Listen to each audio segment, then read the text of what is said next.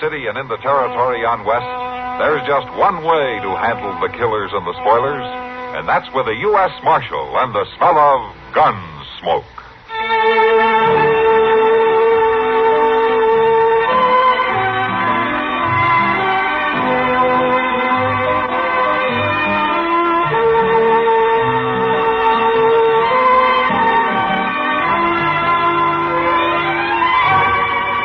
Gunsmoke, starring William Conrad. The story of the violence that moved west with young America. And the story of a man who moved with it. I'm that man. Matt Dillon, United States Marshal. The first man they look for and the last they want to meet. It's a chancy job, and it makes a man watchful. And a little lonely.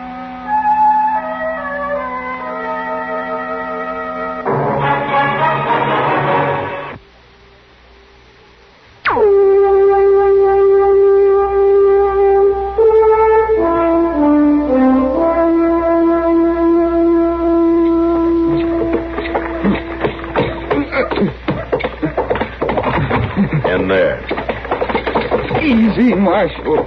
Chester, open the cell back there. Yes, sir. All right, come on. Now, you got no call to haul me in so rough. Your leg's real bad. You're lucky I didn't break your neck. But I ain't done nothing to get drug around like this. Get in there. Ooh. Look, that Injun was as dead as they come. I wasn't hurting him none. His relatives won't look at it that way. They'd call it grave robbing. I wasn't going to muss things up none. I was just sort of looking for some things they might have buried with them, Marshal. They sure wasn't doing him no good. Now, you listen to me, Red. You're a fool, but that's no excuse. In the first place, those Indians don't bury anything with their dead that you'd want. An old pipe, maybe, or a can of grease, or a horse's tail. But even so, they don't look kindly on grave robbing. If they'd have caught you before I did, you'd be needing a grave by now, or you'd be praying for one anyway. And the whole countryside would be in danger of an uprising. Now, you're going to stay in jail for a while. But my leg, Marshal, it's still bleeding. All right, I'll have Doc take a look at it if I can get him to come over here. Chester. Yes, sir. Go get Doc, will you? Well, yes, I will, but if it was me, I'd just soon let him bleed to death. I would too, Chester, but that way we'd have the job of burying him. Yeah, guess you're right there, Mr. Dillon. I'll go get Doc.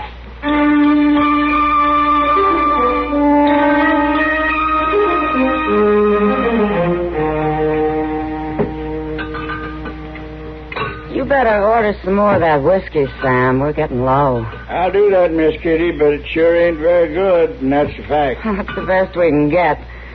Besides, the men who come in here wouldn't pay for any better.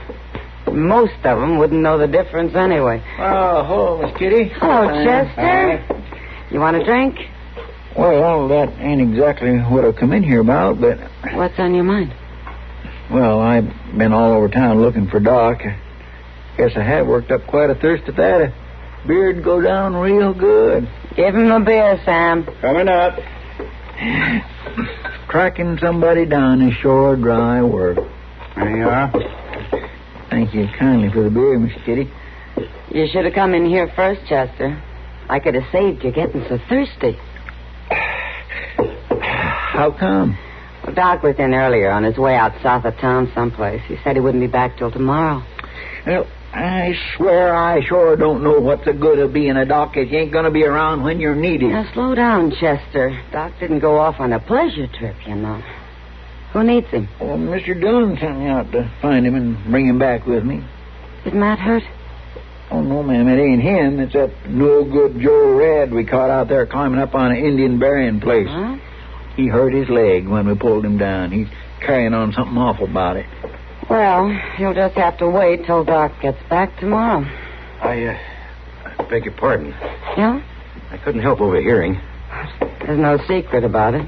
Sounded as though I might be able to help. My name is Milford Brand. I'm a doctor.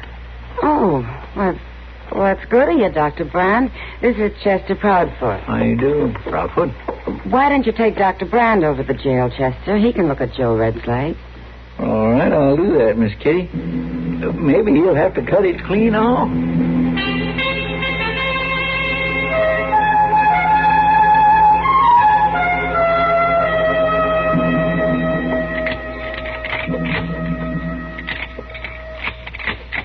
The This rifle works a little slow, Chester. How long's it been since you cleaned it? Well, not too long. Well, look at it. You can see that it's dirty, can't you? Right after the last time. It ain't too bad. Hello, Matt. Hello, Doc. Oh, Doc. Hey, you got no call to haul me in so rough. This your leg's real bad. You're lucky I didn't break your neck. But You want to be able to finish it if one gets started, Doc. We was only checking over the guns, Doc. It don't mean we're planning to shoot nobody. I'm glad to hear that. Oh, so you still got Joe Red locked up? Yeah. How's his leg? Well, he stopped complaining anyway. Well, that could mean it's better or a lot worse. You want to see him? No, just not. He's Dr. Brand's patient. Let him handle it. You mean that other doc is still in Dodge? He's still here, and he's going to stay here, Chester. Huh? He's going to take up doctor in here? That's what they tell me. Why, he can't do that. And why can't he? Well, this is your town, Doc. That's why he can't. Oh, now, wait a minute, Chester. Ain't no two ways about it. He can't come in here in his darn city suit and start drumming away your Chester. Matt, can you keep him going on like an old Chester, woman? will you quiet down and let Doc talk? Now, listen to me for a minute. This town is getting bigger all the time. We can use another doctor. We don't need no Lord knows I don't mind. mind a little help. And it's just plain foolishness to say that you don't want a doctor because you don't like the cut of your suit. Well, now, I never said I'm nobody going to shoot. go to the Dodge House and see if I can help him to get started. And if you have any sense at all, Chester Proudfoot, you keep your mouth shut and give him a chance. You might need him yourself someday. Well, now, just what did you think of that, Mr. Dillon? Well, I tell you, Chester, from the way Doc just left here, I think you better stay healthy for a while.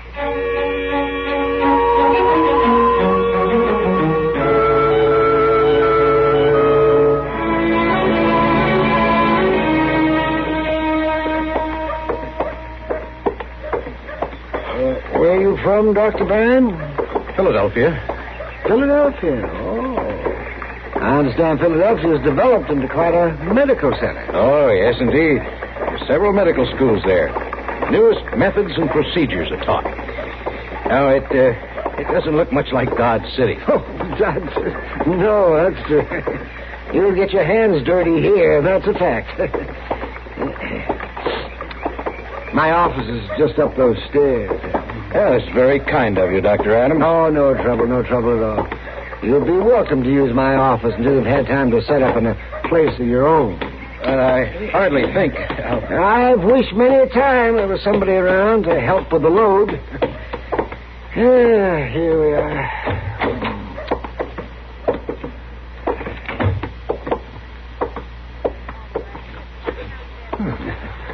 Very, very nice. Mm-hmm. Yes, very nice. And there's another room in there. Oh, I see. Mm-hmm. And where is your laboratory? Well, you're standing in it. This room? Well, it's hardly equipped. Most of my equipment, Doctor, fits right into that black bag. My laboratory travels with me. Well, how are you able to keep up on the current studies, on research? Well, doctoring out here doesn't give a man much time for study or research. You're too busy keeping folks alive any way you can, whether it's in the book or not. But maybe now that you're here and can help out with the work, I'll have a little more time. Dr. Adams. Yeah? Perhaps we'd better get something straight. I didn't come to Dodge City to be your assistant. I intend to practice medicine in a professional and scientific manner. Well, sure you do, Dr. Brand. Sure you do. I just hope you'll be able to.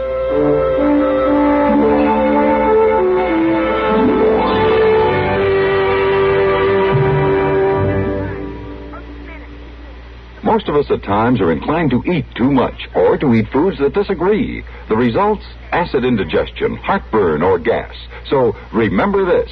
Little you know about the little white tablet in the little green pocket roll. Just a-waiting for the moment when you need 'em to bring your acid indigestion under control. Tums are the little white tablets in the little green pocket roll. Tums for the tummy. Tums. Bring relief quicker than you'd ever guess. Best for any kind of acid distress.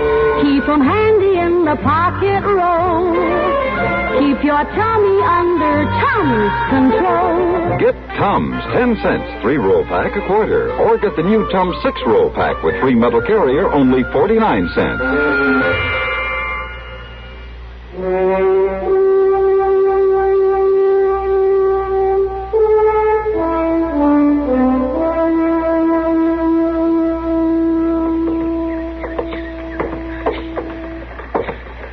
You got the wrong slant on it, Matt.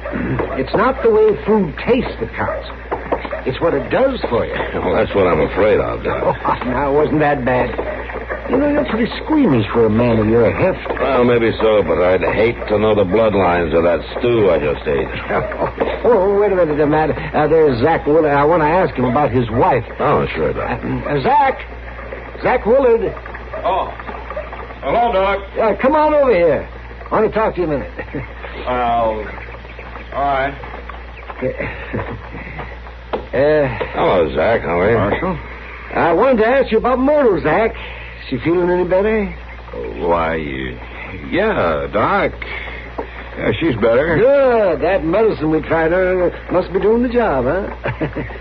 I've been trying to get out there for a week, Zach. You tell Myrtle that I'll be by to see her real soon. Well, I'll tell her, Doc, but ain't no need for you to come by. Oh, sure, I'll come, Zach. I may have to neglect my patients for a while, but I always get there eventually. Well, the fact is, Doc, Myrtle's took to doctoring a little different. She has? Well, as long as she's feeling better, I'll come by and check on what she's doing. Well, you see, Myrtle's doctoring with the new doc now. He comes out every day. Oh, I see. Dr. Brand. Yes, sir. Well, you tell Myrtle that I'm glad she's feeling better, Zach. Sure, Doc. Come on, Matt.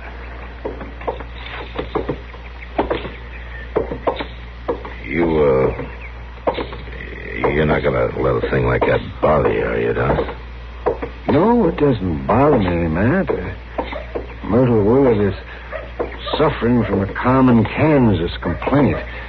Too much dust, too much loneliness, too much prairie. It'll do a lot of good to have a visit every day from a doctor. If he only talks to her. I never had the time. Funny thing, though. What's that, Doc? It looks like I might have the time from now on.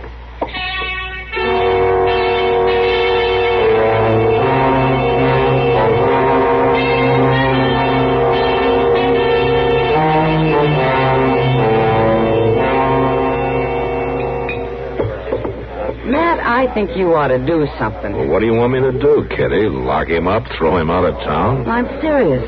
This Dr. Brand needs talking to. He's going around as though he's the only man who ever had a medical degree, as though Doc isn't anything more than a medicine man.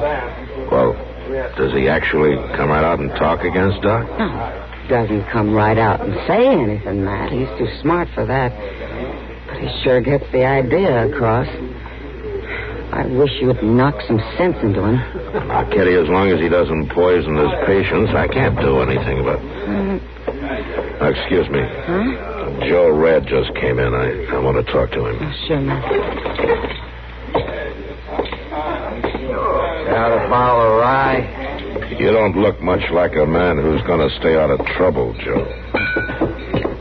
You gonna follow me around the rest of my life, Marshal? Joe, I warned you to stay out of trouble or stay out of Dodge. Well, there ain't no law against liquor. There's a law against breaking the peace, and I think you better get out of town until you sober up. Well, now, look, Marshal, I got a right to be here.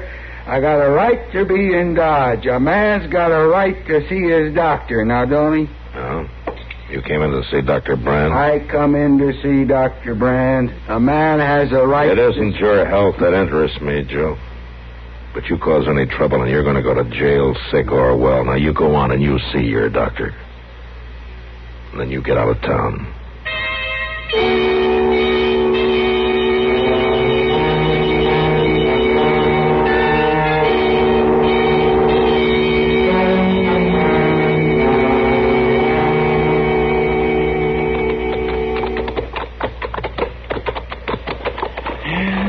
Dillon, just look at that cussed prairie stretching away out there. What's the matter with it? Well, it ain't good for nothing. That's what's the matter with it. It's only good for buffalo grass. The best it can do is grow a cottonwood. You could dry it all day and all night, and it don't never change. I swear I don't know what ails folks settling in a place like this. You ought to know, Chester. You settled here. Well, I ain't either settled here. Well, you've been in Dodge a good many years now. You live there. Your friends are there. I'd call that settling. Well, now, that may look like settling to you, but I ain't about ready to settle nowhere near. Look yonder, Mr. Dillon. What? Over there next to that little old sod house. That man there. He's signaling to us. Well, let's go over and see what he wants.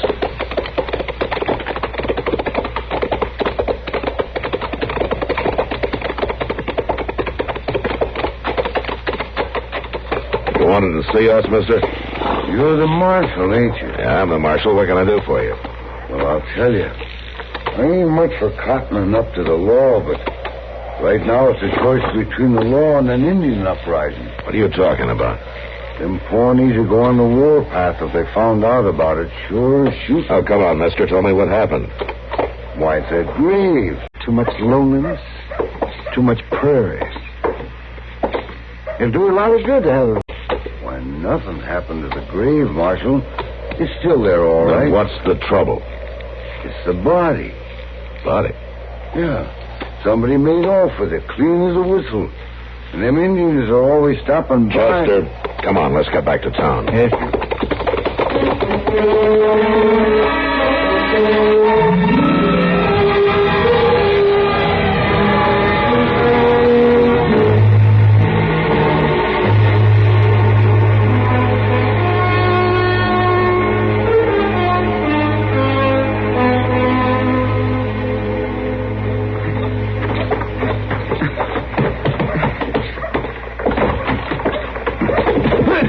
Marshal, I swear... I knew you were stupid, Red, but I didn't know you were this stupid. Now, you better tell me quick. What did you do with that body? What body, Marshal? I ain't killed nobody. Don't get smart with me, Red, or I'll break you in two. Now, I'm talking about the body you took from that Pawnee grave last night. Now, come on. What did you do with it?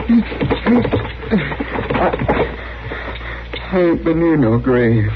You haven't got much time, Red. You better start talking real straight. Matt, can I see you for a minute? Can't I wait a little while, Doc? Well, I think it might be important, Matt. Well, all right, but make it fast, will you? I want to get the truth out of this man before it's too late. It won't take long. Chester. Yes, sir. Lock him up, huh? I'm coming right back to you, Red. You better have your story ready. But I ain't got no story, Marshal, even if you beat me to death. I might do that, too. Come on, Red, get moving. All right, now, Doc, what's on your mind? It's about that Dr. Brand. Oh, Doc, I haven't got time to worry about how you two are getting along. Well, listen to me, Matt. All right, Doc, shoot. But it seems to me that there's something mighty peculiar going on in those rooms that Brand has set up to practice in. No? I know he takes great stock in being as up-to-date and scientific as possible, and that's all right. That's a good thing. But I think this is going a little too far. Will you get to the point, Doc? All right, Matt. Dr. Brand keeps a body in the back room of his office. A body? A corpse. Where are you going, Matt? I guess it's time I paid a professional call on Dr. Brand.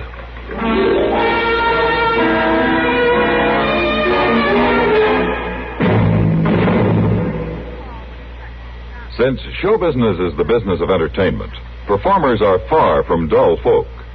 This is a matter you'll have fun verifying each Sunday night when the Mitch Miller Show brings sparkling show business chatter your way over most of these CBS radio stations. Give Mitch Miller and his guests a listen and prove it to yourself. An average attendance at one of Mr. M's soirees might include a Broadway actress chatting about her craft with a comedian. Also chatting about showbiz with...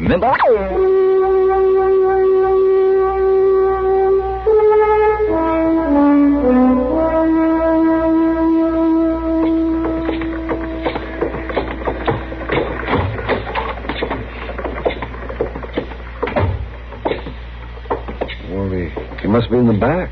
Please, just have a seat. I'll be right there. It's Marshal Dillon, Brand. I want to talk to you. Oh, Marshal. Oh, hello, Dr. Adams. Hello. Brand, Dr. Adams here has been telling me that you keep a body in your back room. Is that right? Why, it isn't exactly a body, Marshal. It's a skeleton. Yes, I do keep it back there. It's helpful in my study. Where did it come from? I'm not sure it's any of your business, Marshal. It's my business, all right. Where did you get the skeleton? Dr. Adams, as a medical man, is it necessary for me to answer these questions? I think you better answer that one, Doctor. Well, as a matter of fact, Marshal, it was a lucky find. I procured the skeleton quite near Dodge City. You better hope you're lucky. It came from an Indian grave, didn't it? Well, yes, it did. Who got it for you? I got it myself, Marshal. I took a wagon and got it myself. Joe Red told me about it, but he was afraid to go out there again. I managed all right without him. Well, that's the first time I ever heard of Joe Red being smart. Now, listen, Dr. Brand, as soon as it's dark, we're going to take that skeleton right back where it came from. We'll bring the wagon by, and you'll be ready. Oh, come now, Marshal Dillon. Aren't you making a mountain out of a molehill? Every good medical office should have a skeleton to refer to. You'll have to provide your own, Dr. Brand. This one is private property. But it was just an Indian grave. I don't know how you think about things where you come from, Brand, but robbing a grave, any grave, is considered a crime out here. More than that, you've placed the whole countryside in danger. These Indians visit their graves, and if they come and find the body gone, they won't like it, Dr. Brand. And if they came to me and asked me who stole it, I'd tell them. You must be joking, turning a man over to the Indians. Let me tell you something. If I had a choice of whether to turn you in or let the Indians start an uprising over something you did, it wouldn't take me very long to make up my mind. So you just be ready and bring that skeleton out as soon as it gets dark.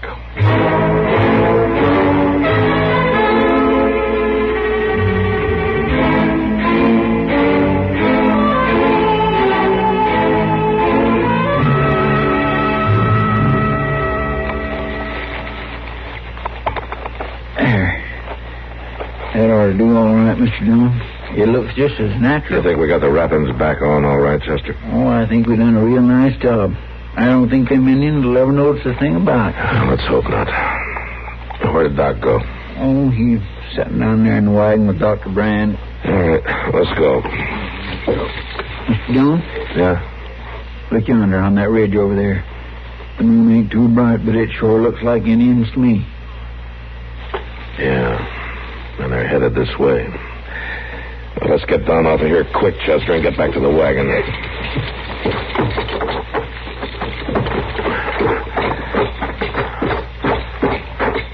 Doc, move over. Give me those lines. There's an Indian party headed this way. Oh, all right, Matt. Cab!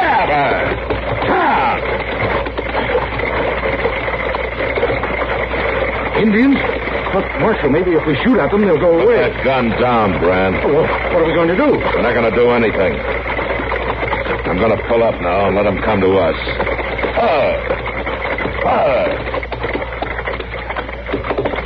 Now, everybody keep quiet. When they get here, I'm going to do the talking to them.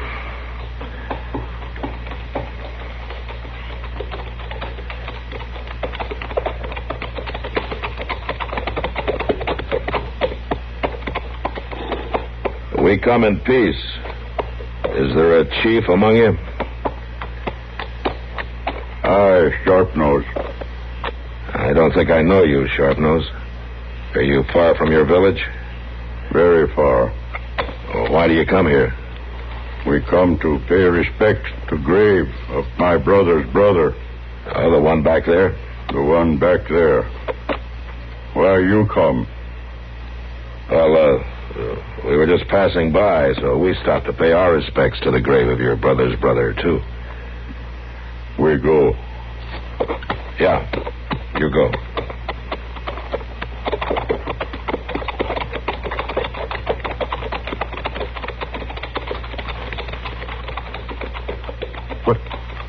What are they doing? They're going to circle the grave.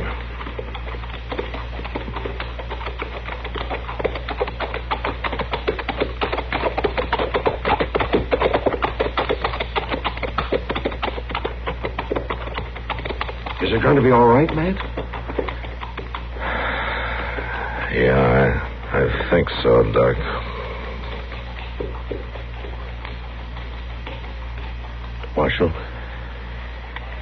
Marshal Dillon? Yeah, what What is it? I'm listening. I think I owe you an apology. And, Dr. Adams, I guess I have a lot to learn. There may be newer ways of doing things in the medical schools, Doctor, but folks out here have learned a lot about staying alive. And they've had a hard way of learning it. I'm beginning to understand that, Dr. Adams. Good. Come on, Matt. Now, let's get back to town. Somebody might be needing us doctors. All right, Doc. Hello, Carol!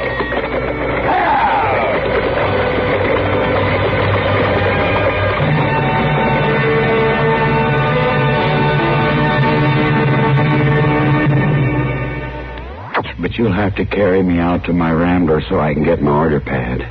Rambler continues to pass car after car in sales in state after state. Rambler now outsells all but 2 other makes. Come see why. Drive the success car at your Rambler dealers.